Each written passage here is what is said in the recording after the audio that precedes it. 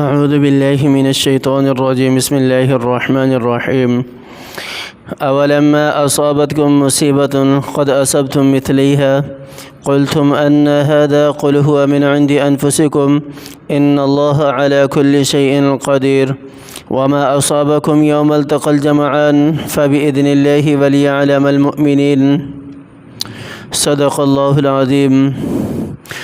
سورہ آل عمران کی ان آیات کے اندر اللہ تعالیٰ ایک مصیبت کا ذکر کر رہے ہیں جو صحابہ کرام رضوان اللہ علیہم اجمعین کے اوپر آ گزری تھی غزوہ احد کے مقابلے پر۔ تو اس مصیبت کے حوالے سے اللہ تعالیٰ نے یہاں ذکر کیے ہے جس میں 70 صحابہ کرام جو ہے وہ شہید ہو گئے تھے اور کافروں کو اس سے دگنا نقصان ہوا تھا غزوہ بدر میں، لیکن مسلمانوں کو بھی یہاں نقصان ہوا تھا۔ لیکن بدر کے دن جو 70 کافر قتل کیے اور 70 کافر قید کیے گئے تھے تو مسلمان کہنے لگے کہ یہ مصیبت کیسے آ گئی۔ اللہ تعالیٰ فرماتا ہے کہ یہ تمہاری اپنی طرف سے ہے۔ حضرت عمر ابن خطاب رضی اللہ عنہ یہاں بیان کرتے ہیں کہ بدر کے دن مسلمانوں نے فدیہ لے کر جن کفار کو چھوڑ دیا تھا اس کی سزا میں اگلے سال ان میں سے 70 مسلمان شہید کیے گئے اور صحابہ کے پاؤں اکھڑ گئے۔ حضور رسالت مآب صلی اللہ علیہ وسلم کے سامنے کے جو ہے وہ 4 دانت جو ہے وہ غزوہ احد کے اندر علامہ ابن کثیر نے اس روایت کو ذکر کیے ہے کہ 4 دانت جو ہے وہ غزوہ احد میں آپ صلی اللہ علیہ وسلم کے ٹوٹ گئے۔ آپ صلی اللہ علیہ وسلم کے سر مبارک پر خود تھا وہ بھی ٹوٹا اور چہرہ مبارک لہو لہان ہو گیا۔ اس کے بیان اس آیت مبارکہ میں ہو رہا ہے اور یہ روایت ابن ابی حاتم اور مسند امام احمد ابن حنبل میں موجود ہے۔ حضرت علی رضی اللہ تعالیٰ عنہ سے بھی روایت ملتی ہے اس کے بارے میں۔ حضرت علی رضی اللہ تعالیٰ عنہ فرماتے ہیں کہ جبرائیل رسول اللہ صلی اللہ علیہ وسلم کے پاس آئے اور فرمانے لگے، اے محمد صلی اللہ علیہ وسلم، آپ کی قوم کا کفار کو قیدی بنا کر پکڑ لینا اللہ کو پسند نہ آیا۔ اب انہیں 2 باتوں میں سے ایک کا اختیار کر لینے کا حکم دیجئے۔ کون سی 2 باتیں؟ یا تو یہ کہ یہ ان قیدیوں کو مار ڈالیں یا یہ کہ ان کو فدیہ وصول کر کے چھوڑ دیں، مگر پھر ان مسلمانوں میں سے ہی اتنی ہی تعداد میں شہید ہوں گے۔ حضور صلی اللہ علیہ وسلم نے لوگوں کو جمع کر کے دونوں باتیں پیش کی تو جو مسلمان تھے صحابہ کرام تھے انہوں نے فدیہ لینے کو جو ہے وہ زیادہ بہتر سمجھا، کیونکہ فدیہ لے کر جو ہے وہ مالی قوت جو ہے وہ حاصل ہو جاتی ہے۔ حالانکہ حضرت عمر رضی اللہ تعالیٰ عنہ کا اس کا قول جو ہے وہ اس کے خلاف تھا، جس طرح کہ سورہ محمد کے اندر جو ہے وہ تفصیل کے ساتھ واقعہ بھی اس کا آئے گا۔ تو پھر ایسا ہی ہوا، فدیہ لے کر چھوڑ دیا گیا۔ بہرحال آپ صلی اللہ علیہ وسلم نے ان کو آگاہ کر دیا تھا کہ آئندہ سال جو ہے وہ 70 جو ہے وہ صحابہ کرام جو ہے وہ شہید ہوں گے اور یہ غزوہ احد میں پھر صحابہ کرام شہید ہوئے۔ اور یہ جو روایت ہے ترمذی اور نسائی کی کتاب کے اندر موجود ہے۔ علامہ ابن کثیر نے اس کو ذکر کیا ہے، اگر کوئی دیکھنا چاہتا ہے تو پیج نمبر 579 کے اوپر دیکھ سکتے ہیں۔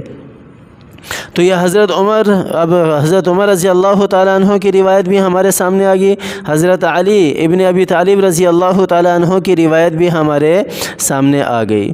تو جب اس طرح ہوا تو مسلمان کہنے لگے کہ یہ مصیبت ہمارے اوپر کہاں سے آ گئی؟ تو اللہ تعالیٰ نے کہا کہ یہ تمہارے اپنے ہی طرف سے آئی ہے۔ قل هو من عند انفسکم، هو من عند انفسکم۔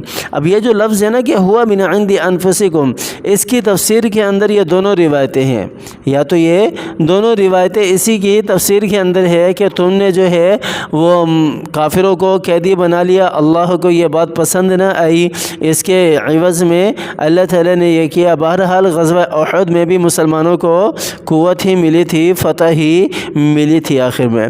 ان اللہ علی کل شیء قدیر، اور بے شک اللہ تعالیٰ کی ذات جو ہے وہ ہر چیز پر قدرت رکھنے والی ہے۔ وما اصابکم یوم التقى الجمعان فبإذن اللہ وليعلم المؤمنین۔ वमा असाबकुम, और जो कुछ भी तुम्हें पहुंचा दोनों जमातों के मद्दे मुकाबल होने की सूरत में, यानी ग़ज़वा उहद में, फ़बी इज़्निल्लाह, यह अल्लाह की तरफ से था, अल्लाह के हुक्म से था। क्यों? इसलिए कि वलियअलमल मुमिनीन, तुम में से अल्लाह ताला देख ले कि कौन ईमान वाले हैं और कौन हैं जो ईमान वाले नहीं हैं, कौन है जो साबित कदम रहने वाले हैं, कौन है जो अल्लाह के लिए अपने आप को कुर्बान कर देने पर तैयार हैं। वलियअलमल मुमिनीन, ईमान वालों को। ईमान का मतलब ही क्या है? अल्लाह पर ईमान रखना। जान भी अल्लाह ही की है, हम भी अल्लाह ही के हैं, हमारे पास जितनी भी नेमतें हैं वो सारी के सारी अल्लाह ही की हैं। इस चीज़ पर ईमान रखना, इस चीज़ पर ईमान रखना। वलियअलमल लज़ीना नाफ़क़ू, ईमान वालों को भी अल्लाह ताला कह रहे हैं कि ताकि उनको भी देख ले, जान ले कि वो क्या करते हैं, और उन लोगों को भी जान ले कि जो मुनाफिक हैं, जो क्या हैं, मुनाफिक हैं, वो क्या करते हैं, वो क्या करते हैं। भाई देखो, कोई भी चीज़ है उसको जांच पड़ताल करने के लिए उसको परखना पड़ता है, उसको परखना पड़ता है। जब उसको परखना पड़ता है, हमारे यहाँ तो इस तरह भी है और होना भी चाहिए, पहले कहीं पर भी शादी कर रहे हैं तो देख लेना चाहिए कि लड़का जो है वो दीनदार तो है, कहीं किसी गलत काम के अंदर मशगूल तो नहीं है, कहीं किसी ऐसे काम में मशगूल तो नहीं है जो अल्लाह और अल्लाह के रसूल की नाराज़गी का सबब बन रहे हैं, या वतन के ख़िलाफ़ किसी ऐसे मामूल में काम में मशगूल ना हो। ये सारी चीज़ें देख लेनी चाहिए शादी से पहले। आजकल तो माँ बाप को कोई पूछता ही नहीं है। लड़का जो है, बेटा जो है, वो भी सर चढ़कर बोलता है, बेटी भी सर चढ़कर बोलती है बस मैंने यही करना है, लड़का भी बोलता है मैंने यही। बहरहाल मौजू कहीं और जा रहा है, तो जांच पड़ताल करनी चाहिए, लाजमी है, पता चल जाए खरा कौन है और खोटा कौन है, असली कौन है और नकली कौन है। इसलिए ये लाजमी है, ये क्या है, लाजमी है। लेकिन नफ़रत ना हो, नफ़रत ना हो किसी से भी। गुनाह से नफ़रत होनी चाहिए, गुनाहगार से नफ़रत नहीं होनी चाहिए। और यहाँ पर अल्लाह ताला कह रहे हैं कि वलियअलमल लज़ीना नाफ़क़ू, ताकि मैं उनको भी देख लूँ कि जो जिनके दिलों के अंदर निफाक है, जिनके दिलों के अंदर मरज़ है, क्या कहने वाले हैं, वक़ील लहुम तालू क़ातिलू फ़ी सबीलिल्लाहि अव इदफ़अू। जब उनसे कहा जाता था कि आ जाओ अल्लाह ताला के रास्ते में जिहाद करें, जंग करें, लड़ाई करें, अपने आप को कुर्बान करें, या दफ़िया बने, एक रुकावट बने काफिरों के सामने, तो क्या कहते थे मुनाफिकों ने क्या कहा, क़ालू, क्या कहा। अब देखो यहाँ इम्तिहान हो रहा है, पहचाना जा रहा है, जांचा जा रहा है।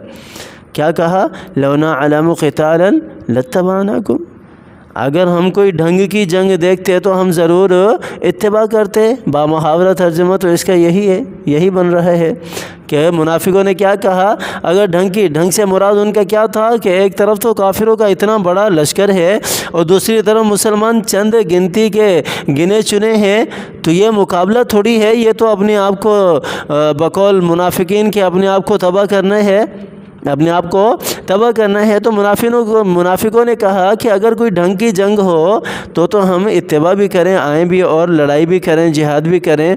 हम लिलकुफ्रि यौमइज़िन अक़रब मिनहुम लिल ईमान।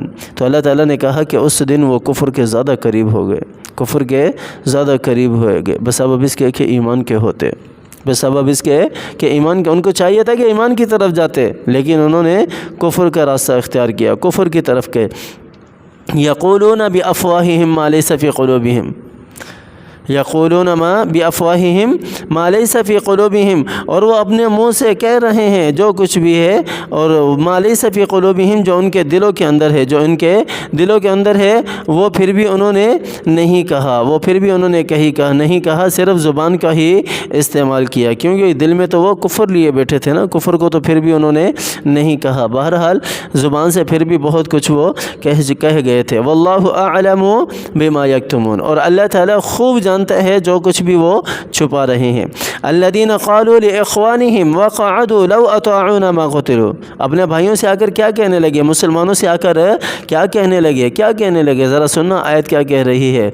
वक़अदू लौ अताऊना मा क़ुतिलू, अगर ये हमारी बात मान लेते तो शहीद ना होते, मरते ना, नाउज़ बिल्लाह। ये اس دنیا سے چلے نہ جاتے، ہماری بات اگر مان لیتے۔ قل فادرؤوا عن انفسکم الموت ان کنتم صادقین، قل فادرؤوا عن انفسکم الموت ان کنتم صادقین۔ اے محمد عربی صلی اللہ علیہ وسلم، آپ فرما دیجئے کہ اچھا تو اپنے اوپر سے موت کو ہٹاؤ اگر تم سچے ہو۔ فادرؤوا الموت عن انفسکم، اگر آیت کو موت کو شروع میں لے لیا جائے تو ترجمہ جلدی سمجھ میں آ جائے گا۔